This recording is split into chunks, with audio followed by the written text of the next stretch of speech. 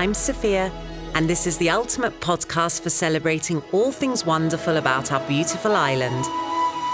Welcome to Destination Cyprus.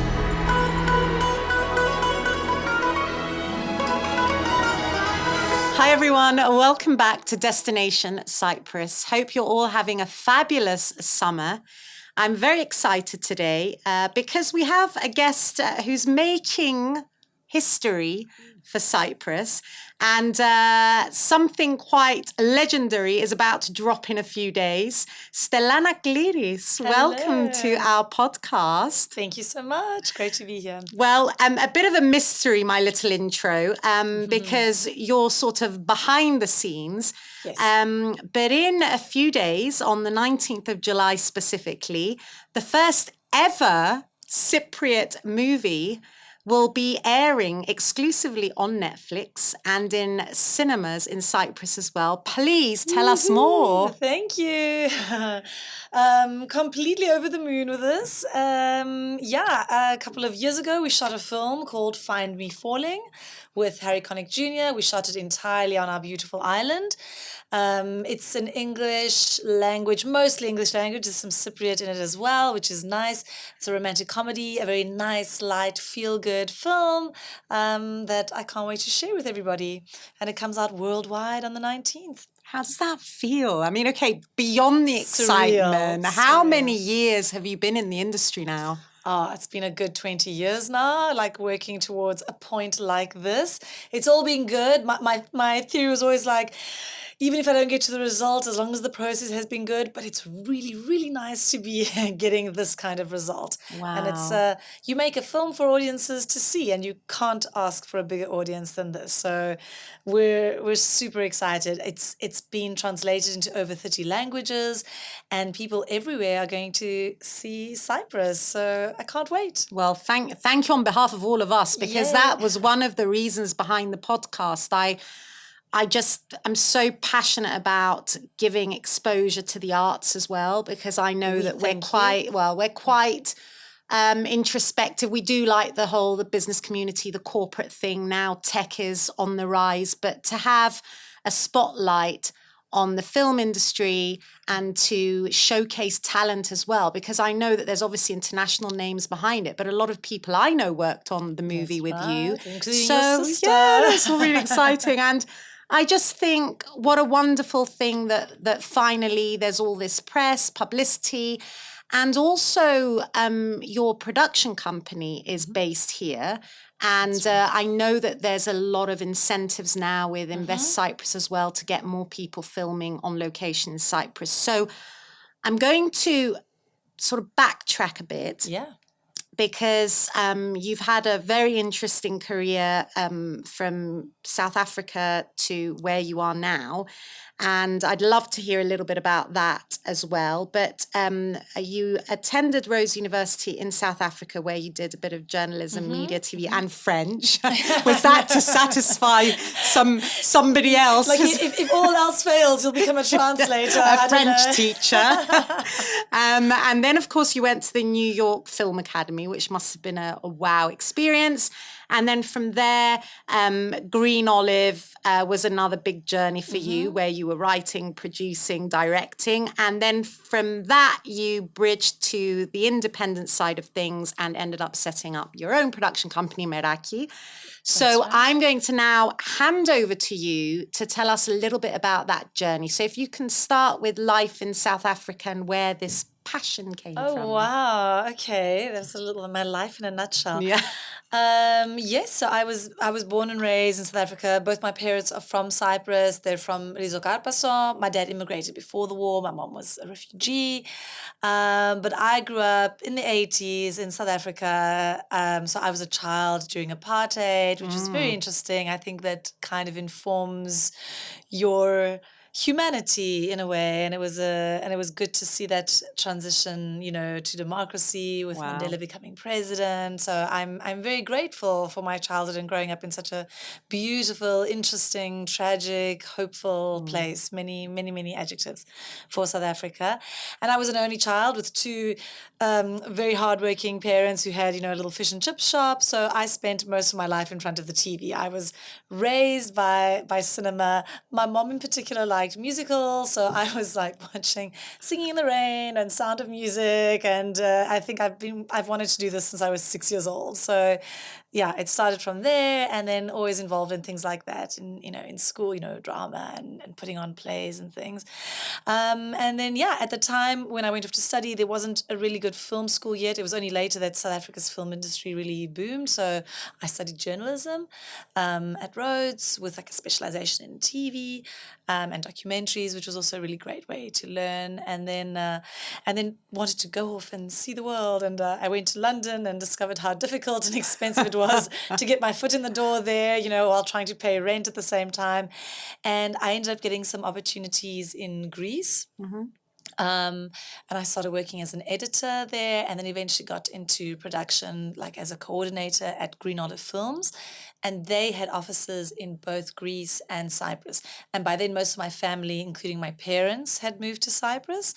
So I would sometimes come for shoots here and got to know the crew and started kind of falling in love with the place and the local film industry. And even though I resisted for many years, I was like, what am I going to do on a small island? There's no film industry here.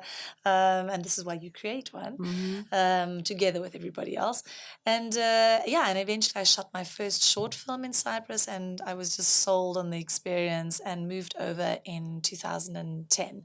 And I've been here ever since. And I just started working as a freelancer, on different shorts and features from other people, which is great because I've kind of worked my way up. I mean, I've done like from production assistant, I've cleaned toilets, first assistant director, whatever, casting, extras, you name it. And then in the meantime, slowly building up my own portfolio, like writing and directing short films. And then, I did my first feature 10 years ago, Committed, which was on a micro budget. I think it was the cost of our catering on this film. So it was teeny tiny, but it did really well. And it taught me a lot and kind of just prepped me for the next step, which was 10 years in the making, which was now Find Me Falling. And in between, I produced for other directors. I made another short. I got married. I had a baby. So life kind of, the last 10 years have been very, very eventful. And it's a great, great milestone to be here with the next film. So... Well, I suppose aside from the recognition of all the hard work, it gives you a platform, doesn't it? So then it's easier to find the talent to work with you and for you once people know that, totally, she can do it. No, totally. It's credibility. It's proof of concept. And it's also, the way you can, whenever people ask about Cyprus, like, but can you make a film there? Is there enough, crew? And we are a developing film industry, but now we just go, yes, we have a Netflix film that was shot entirely in Cyprus. And there have been a lot of other productions, but this kind of exposure I hope, will open many, many doors for all of us here. And it's not just the film industry that benefits. It really is the country because it's a love letter to Cyprus, and it's not overtly, touristy and lots of beauty shots and things, but it's a very nice little, you see our culture, our food, the music, and you see a little bit of our, our beautiful location. So I don't know. I really hope that people embrace it and it brings good things. I'm really looking forward to watching it. And it's in the process of the whole thing. I mean, from sort of having to fly people in and obviously put them up in hotels, and then you've got their per diems, and you've got, you're creating work that's being distributed across the economy, aren't you? I mean, it's not just I'm making a movie and it's just us and the crew. I mean, how many people were involved? It was over 100 people, like easily. And it was, this is the beauty of cinema. So, I have to say, so the film was supported by the Deputy Ministry of Culture. We have a national fund here that supports local films. And we also made use of the new film incentives from Invest Cyprus, which, I mean, we wouldn't have been able to make the film together with Jupiter Peak Productions, who was our investor. But that's the thing. As soon as there's a film anywhere, you're not only employing cast and crew, which is, like I said, I mean, I think we were easily over 100, 130 people. You're flying them all in. There's transport, there's accommodation, there's catering. You know, they're going around and they're seeing the island. It's whatever, laundry. There's so many other industries that always benefit from a film. I mean, all of this was part of the pitch of trying to get the incentives, you know, established in Cyprus, and it's working. It's working. How many are on your team permanently at Meraki Films? Meraki is a one-woman show. It's just a you. boutique company, and I hire on a per-project basis. I have to say, we had brought on Green Olive Films to actually do the service production. So they ran the production for Meraki, but it's me, and then I bring people on per project to be sustainable, because we're growing, but yeah, we're still small. So yeah, definitely not at a place where, yeah. But I suppose, I mean, for the benefit of the people you're hiring as well, if they're able to do lots of jobs and they're all freelance and they're all doing their own thing, it means they're also probably more active in the industry as well, which is not a bad thing. No, totally. And we are all freelancers. And I originally started the company just as a banner for my own productions, just so I could work independently. But since then, I've been able to produce for other local filmmakers, all women so far, coincidentally, but very nicely. And just, yeah, as an example, I'm producing Yanna Americanu's next feature film. So we just go project by project, and it's a lot of juggling, and but it's a job I love, so it's all good. Tell me about, so just assume I know nothing, which, I mean, on this specific topic, I don't, but how does the approach happen? I mean, because you didn't get commissioned to do it for Netflix. No. You had to pitch it. How does that work? Who does that? To get to Netflix. Yeah. So we were in the lovely position that we were a fully financed film, and we had completed the movie. But in order to sell a film to a distributor like Netflix or any other streamer or, you know, cinema, you need a sales agent. And even to them, basically, you send out screeners, they watch the film, and they decide whether they're able to sell it, whether there's a gap in the market, or whether it's something that'll, you know, who it'll suit. And last year was really tough, because I don't know if I mean, obviously I was aware, but whoever follows, you know, Hollywood industry news, there were all these big strikes, the actors and the writers, and everybody kept telling us, oh, the market is so bad and no one's buying at the moment, you won't be able to sell the film. So we kind of started feeling like, okay, all that work was for nothing if nobody gets to actually see the movie. And it turns out nothing could be further from the truth. We signed with our sales agent in LA. They normally go to markets. So there's the big American film market every November. But before even that, they had done some private screenings for distributors. Netflix was there. And they usually send, you know, executives, and they watched, and then they'll ask for a link, and then more people in the team will watch it. And it went all the way up to Scott Stuber, who was then the CEO of film at Netflix. I had no idea that, I mean, it actually goes all the way to the top. He's actually since left, and there's a new CEO now. But yeah, so he obviously approved, and they made their offer, and we're on Netflix, and it's insane, and it's such a machine, and it's so wonderful to see how they work. I mean, they're so efficient, and there's so many people. There's a whole department just for credits, and wow. It's crazy, but it's been a big learning experience.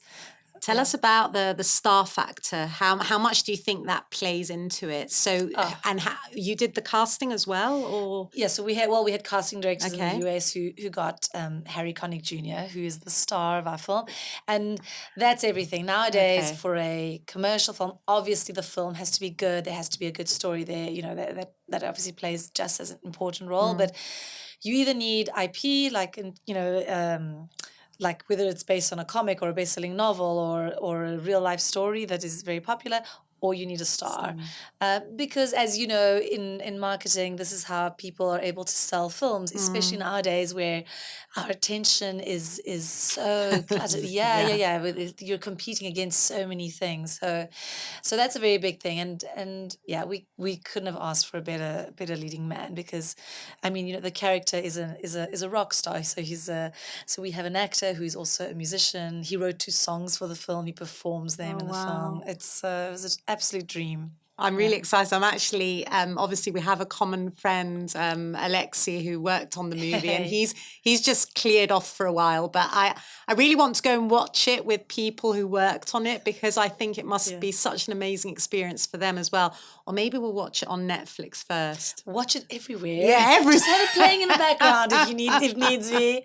Brilliant. Yeah. And so tell me a little bit about your transition to Cyprus, because obviously, like you said, it sounds like growing up in South Africa was a completely different experience. All of us here were sort of playing on beaches, leaving the house until 8 at night, and the safety here, all of that. How did you feel moving back here? Was it an easy transition? Was it something that you found quite tough? No, it was actually really easy for me. So, I mean, it'd been many years since I'd left South Africa. I was in Athens before that. And every place I've lived has a very special place in my heart. South Africa will always be home, but Cyprus is very much home to me now as well. For sure, the safety factor is a big thing. I mean, especially as a woman, I mean, I can go walking around at 3 a.m. and I feel okay. It's you cannot compare that, even with other major European cities. So that's a very big thing for me. But it was also just after being in these, in London and in Athens and these really sort of crazy, sort of high energy cities, which is nice for a while. I love that I can come to Cyprus and it's simple and it's comfortable, and I say that in the best possible way, that I just felt like there was a nice lifestyle in other cities, but there was a nice quality of life here where it was just a slower pace, although that's starting to increase. I can't believe we have traffic in Cyprus now. It's one of the main reasons I came. But and my family was here, and I was given the gift of time here. I wasn't stuck commuting all day. I had time to see people, or to focus on my work, or So for me, it's a lovely base. I definitely still want to be able to travel. I mean, we are still an island, so sometimes we miss out on some of the. That, don't we? Yeah, you need a little bit of an escape just to get a little cultural something from other places.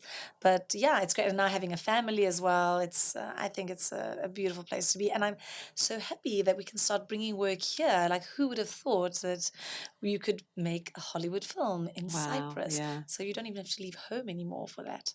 It's all strategy, isn't it? And this is, I mean, it's something that we see in all areas of business and every sector, really. It's like the more we think strategy and long-term vision, because that's something we were lacking, I think, for a long time. Yeah. It's nice to see that now people are realizing that Cyprus itself is an asset. We have a lot of good talent that we're losing to other countries, which is a shame. So it's lovely to see that we can retain people and bring them back, because, you could have stayed in Greece.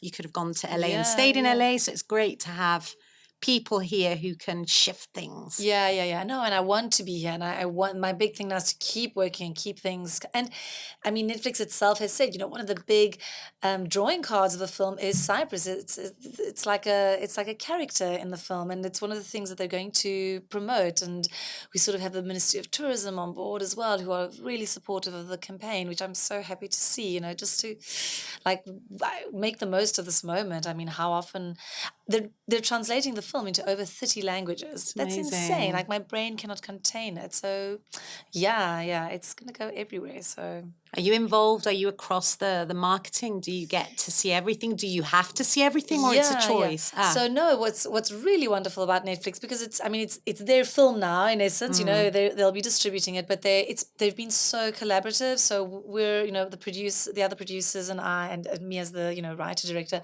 we've been so involved in every step of the way. With whatever we had a change in the title, and they've made us a few very small kind of re-edits, and now we're working on the marketing, the trailer, the poster, and they share everything with us, and whatever notes or helpful contributions we can make. So, and it's awesome to see, and again, completely surreal.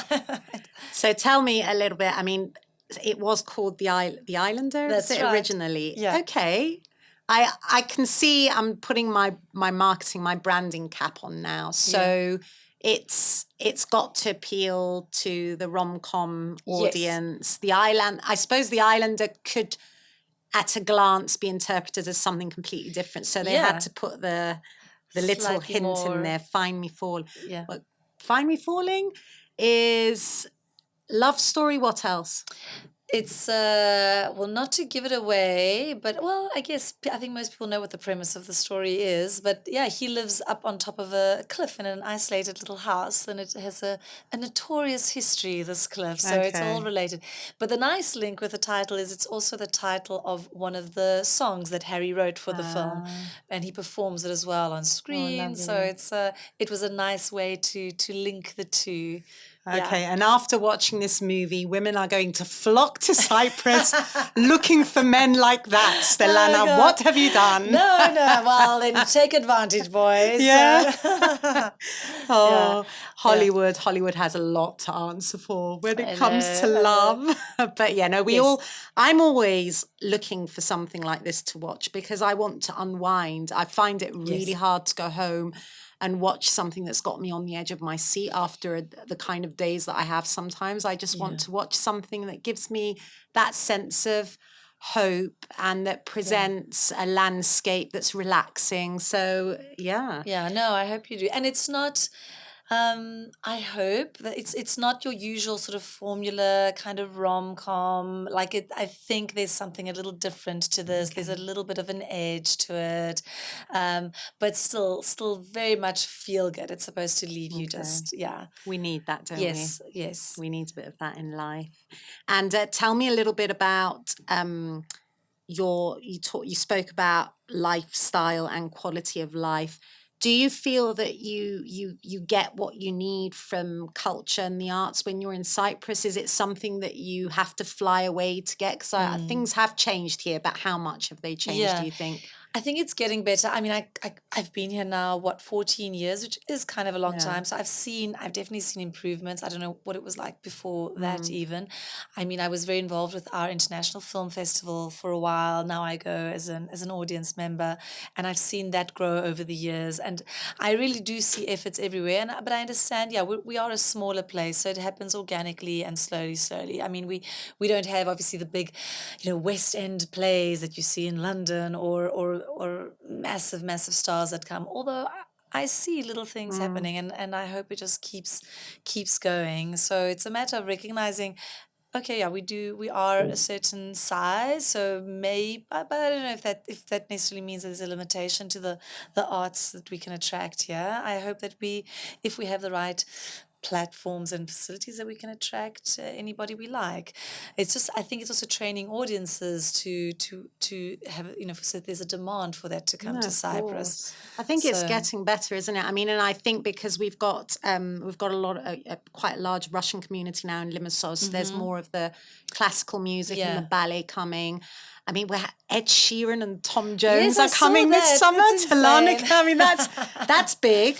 We had the that Gypsy is. Kings, but also we had Earl Carpenter on the podcast a few months ago, and they brought West End and Beyond to the Batigio.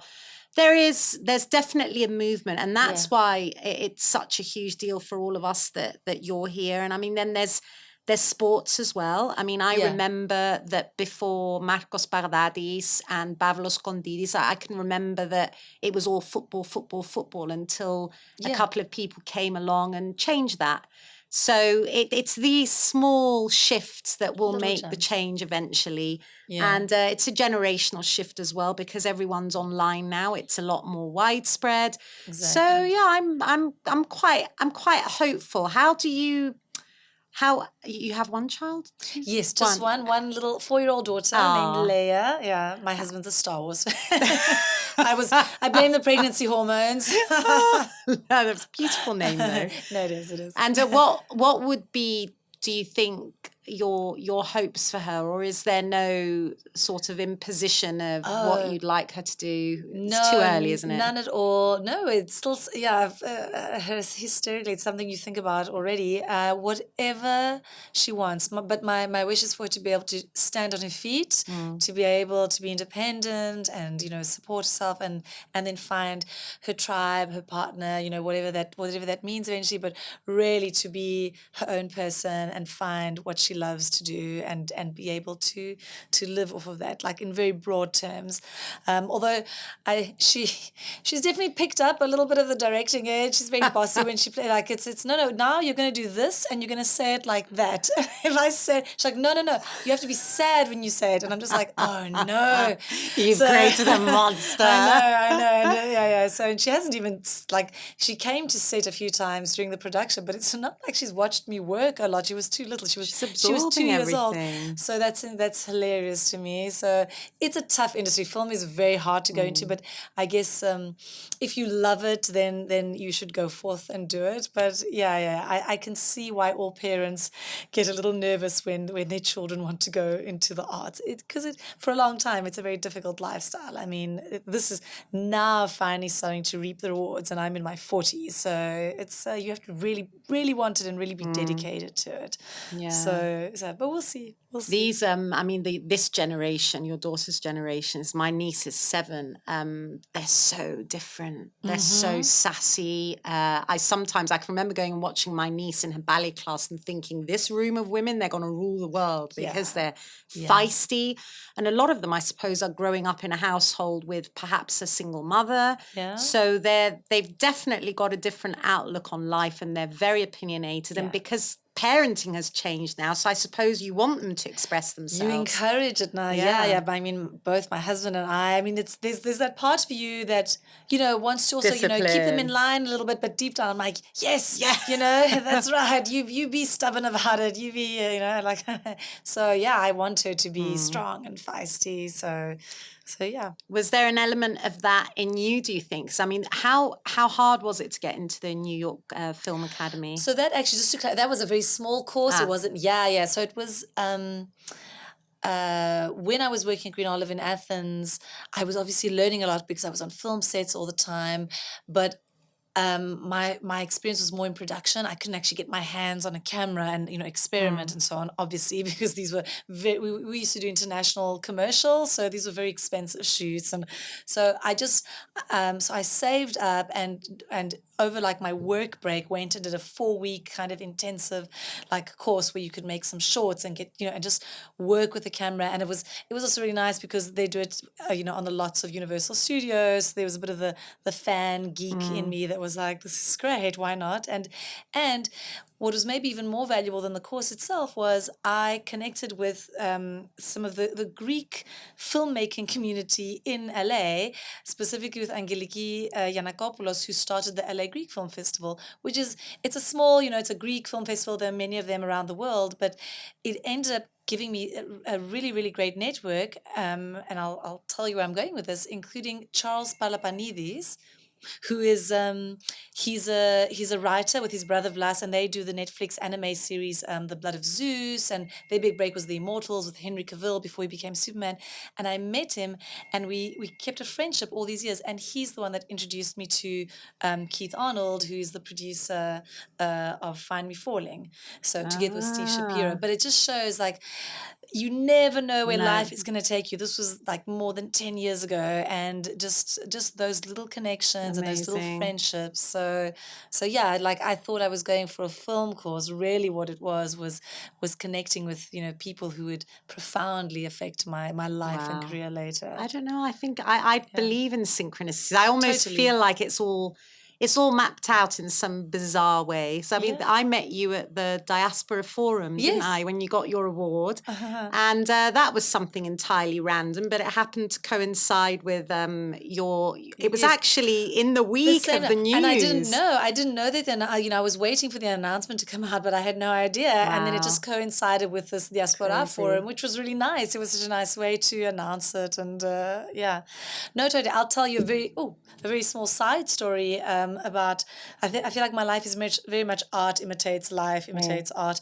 My first tiny little low budget feature, which was Committed, was about I'd been basically single my entire life and was very much had become quite cynical about it. And I think film is always a form of therapy. Yes. And it was a film about this guy being pressured to propose to his girlfriend, who finds a runaway bride on the side of the road, and it's the two of them talking about love and marriage and romance. And it was being commitment phobes. And through that movie, I met the leading man's brother who at the premiere, and he ended up becoming my husband. So that film got me married, which Wow. is insane. So yeah, there've been these little things all the way along. So That's it's amazing. it's been a very life-changing form of work. Yeah. And can you imagine yourself ever doing anything different? This is it. No, This no, is it. yeah. I've definitely thought of giving up many, many times. Like I said, it can be really tough and really tough to sustain yourself. And once you have a family, you have to start thinking about things, like that. But yeah, I love it so much, and I'm so glad it's going well. So like touch wood so far. So yeah, and yeah. So what's next, do you think? So once this month is going to be crazy, I'm Yes, sure. yes. Is there some sort of event that you're going to? Yeah, we have the premiere in New York, so it'll be a Wow. nice reunion with Harry and our producers and everybody. There'll be a premiere in Cyprus as well, and the release obviously theatrically in Cyprus. But in the meantime, we're hoping to shoot my next feature, which is a little bit different. While I normally do rom-coms, it's a love story again, but it's a drama, and it's set in the 70s between Cyprus and South Africa, kind of based on my parents' stories. Okay. Yeah, and it's called Apart From Her. So if all goes well, we'll be shooting that in October. Yeah. That must be really exciting. So watching an idea come to life, but yeah, hard work, I'm sure. Do you already have an idea of the team that you're drawing in for that? Oh yes. Yeah. No, it's a lot of the. I don't even call it a crew anymore. It's my film family. It's your family, we really yeah. have grown up together. We started out as these little kids, and everyone since then has gotten older and gotten married and have children and so on. And we've done all of this together because it's been the Wow. same crew. I think now we're growing. Now you can shoot 2 or 3 films at the same time in Cyprus, but there was a point where you could just do one at a time because that's how much crew You're we making me had. laugh now because you Yeah. reminded me back in the Astasi days, there was only one smoke machine in Cyprus. And every time we had a concert, we had to make sure that there was no clash because of the smoke machine. Exactly that. We'd be like, are you shooting? Because I need, whatever, a camera team. Yeah, exactly. But yeah, no, love the sort of the compilation of talent. There's another South African Cypriot worked on the film. Is it Joe? Yes, Joe did your Katsaris was our yes. costume designer. She's Emmy nominated, like Yeah. Hollywood level, and we were very, very, very lucky and happy to have her on board. She's a good friend, and yeah, because we needed somebody who knows how to look after stars and so on. Makes so, a difference, doesn't it? Yeah. A lot of the rapport behind the scenes must be very important Yeah. for the reputation Yeah. and the next things to come. So it sounds like there's plenty going on. So once July is out of the way and August, will you take some family time maybe? Hopefully, unless we are greenlit for the next film, then I might have to forge through and postpone that till Christmas. But I do try, even though sometimes it feels the work-life balance thing feels like a myth. I really try, not to work on weekends and to be done by a certain time. So I really do my best. But that's I think the hardest part of, obviously I love my work, but I love my family as well. So it's a matter of trying to make sure that Yeah. you're giving equal attention to both, and you sacrifice a little on both sides always. Yeah. So on that note then, Cyprus. Okay, so Cyprus is, would you call it your home now maybe? Yes. Yeah, so Yeah. what, if you had to describe it in 3 words, what it means to you? I love asking this question because Ooh. there seem to be a lot of crossovers, which is interesting between the guests. But I'd love to hear, if you had to just jot down 3 words, what comes to mind? Cyprus. In a word. So 3, happy, you can have 3. Happy is a word for me. Yeah. Family. Mm-hmm. And what's the word I want to describe? Simplicity. That's lovely to hear that actually, because a lot of people say that it's changed a lot, but it still has a simplicity. They haven't lived in other places to compare then. Like even people, and I know there are difficult things about everywhere, but I feel like I can move around a lot faster in Cyprus. I can get things done. I know sometimes we have bureaucracy and frustrating situations. Of course, that's normal for anywhere, but believe me, in comparison, things, I don't know, maybe I'm too much of an optimist or wearing rose-colored glasses, but yeah, I feel like things function pretty well. So Where else have you lived where you would say that it was really hard to strike the right balance? So it may have changed now, but when I was in Greece, living in Athens, and it was just before the crisis, so things were tough. Trying to deal with things like the tax office and just generally getting things done that had anything to do with bureaucracy. And again, I love Greece too. It was home to me, and it's a place that I still visit. But that was really, really tough to get anything done. It was always a challenge. It may have changed now, hopefully. Well, I mean, we've got a lot of the British influence behind our Yes. systems here, which helps things, doesn't it? Everything. I mean, Totally. most stuff is bilingual, and because there was so much left over, that we have a little bit of order. Yes, no. It does make a difference. It really, really does. So yeah, and I'm grateful for it. Well, actually, that was going to be my next question. If you could change just one thing about Cyprus, so if you had to prioritize and get your top gripe with something that frustrates you here, what would that be? So coming from South Africa, I would say work ethic. Doesn't go for everybody, but I think maybe pride is maybe a better one to say. I think people should take more pride in where they live and what they do, and sort of put more effort into things. Like I do feel sometimes that I have to, and this is outside of like I said, my film family, I have no gripes there, but like I do sometimes feel like I have to chase people to get things done, and everybody knows what I'm talking about here. That's why I'm laughing. Like you shouldn't. Yeah. I think maybe it's a combination of that. I don't know what it is. Maybe we've become too relaxed, or we don't care enough. But yeah, taking pride in what you're doing, caring about it, it encourages like a really solid work ethic. And I don't know what it is. Yeah, it's interesting, isn't it? I suppose there is the mentality behind it. Then again, perhaps a lot of people who've traveled and worked abroad might come back with a different mindset because they've seen something different. So it's probably a little bit of everything. Yeah. And now, of course, we've got different generations as well in terms of, do you work with many millennials? Never say it properly. Do I? Are they much Actually, younger, or are they? Some, yeah. Like our, the up and comers, like our production assistants and the younger crew members. Yes. But again, so I think film in its nature, it's in so that demanding. industry, people are there because they want to be there. Yeah. They want to be there, and they have to be quite tough, and they have to work hard. So, but I haven't come across it so much. Yeah, I've also been very much in a bubble, like especially since the pandemic. And if I'm not on set, I'm sort of writing at my laptop. So I have been a little bit sheltered from the world. But yes, I don't have a lot of interaction. Why is there? Have you seen? No, we've just been having these conversations on the podcast. It's really interesting how different they are, how different their demands and their expectations are. And it just fascinates me. And also, actually, do you have an issue with things like social media when you're working on set? Do you have to have ground rules for what people can show? Do you have to sign things? Well, we did, because we had Harry on set. Right. So there, I mean, he's when he's a celebrity of that status, his manager and his team obviously protect that, and they don't want a million pictures floating around that are taken. So, and the crew was great; they were very respectful of that. But there was no posting or photos. Yeah, you could take photos for yourself, but there was zero posting, and people were great about that.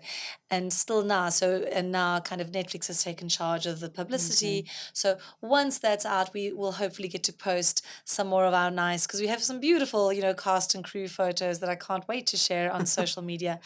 And for me, I definitely use it more as a tool. I use it like almost exclusively for work-related things, to promote, my work or my fellow filmmakers' work or things like that.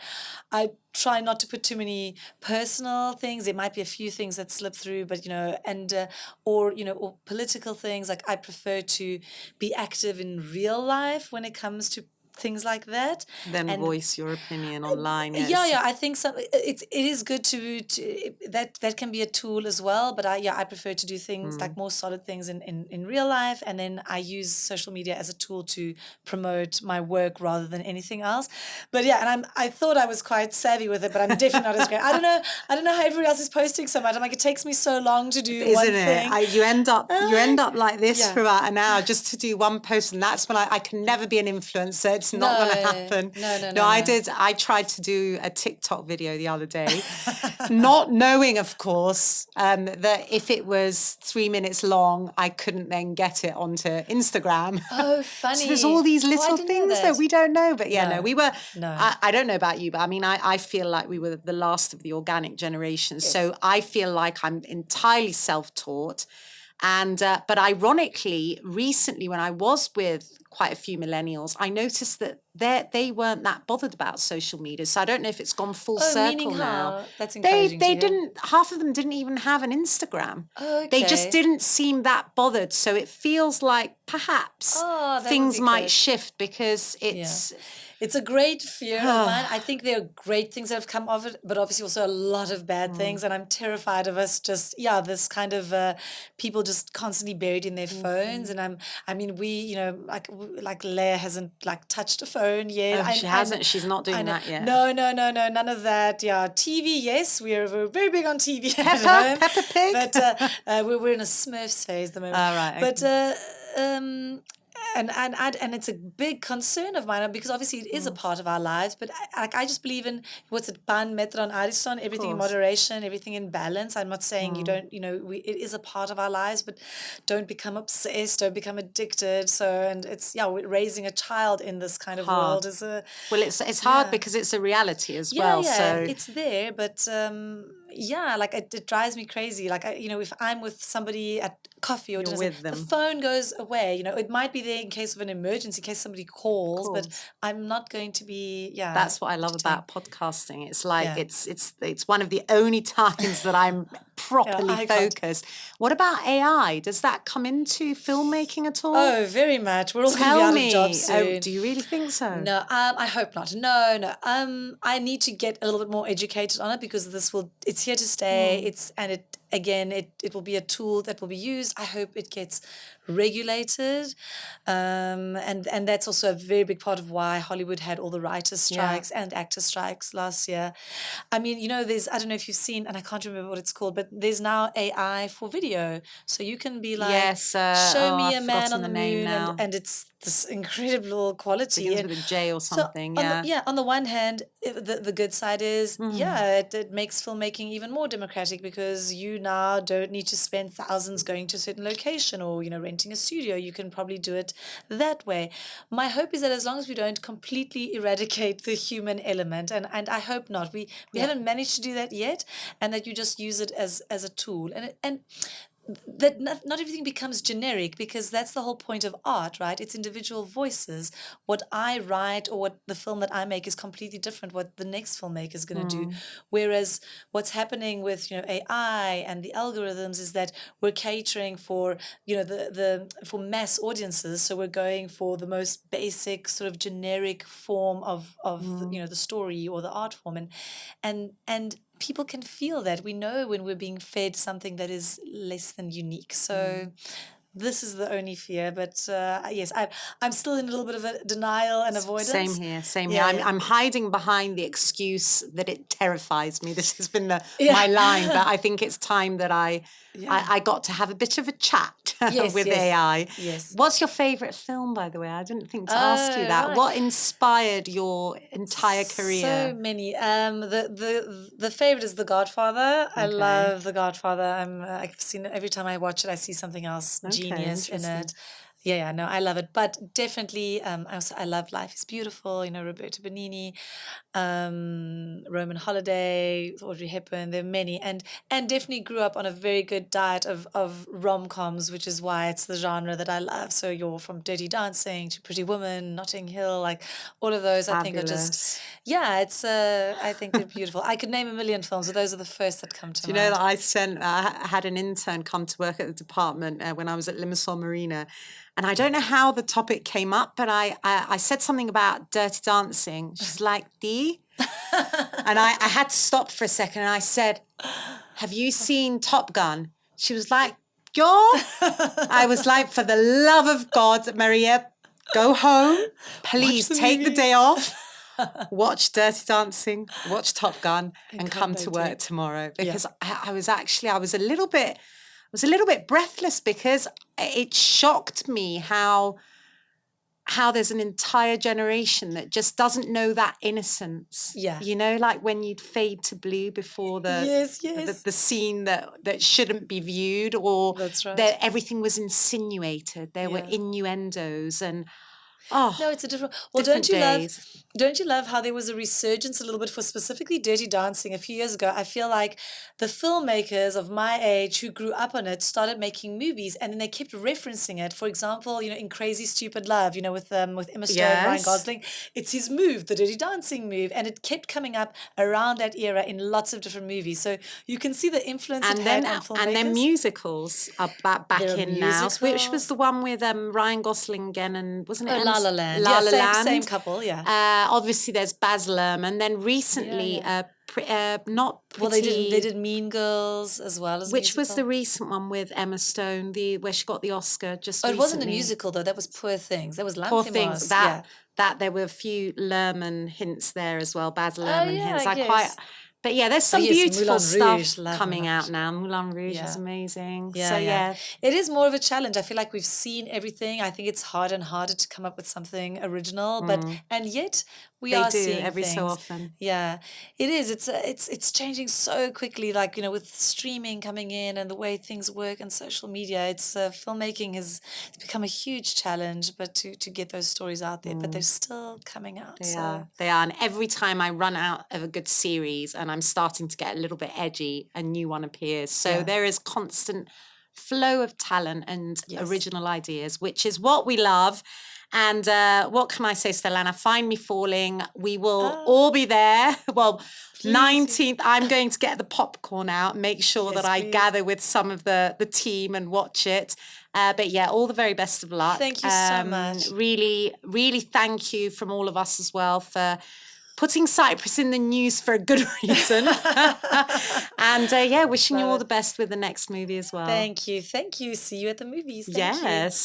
Everybody else, don't forget to tune in Netflix on the 19th of July. And of course, it will be worldwide, the release, but also exclusively in Cyprus at the cinemas as well. And we'll see you again next time for another episode of Destination Cyprus. Destination Cyprus. Brought to you by Cybarco.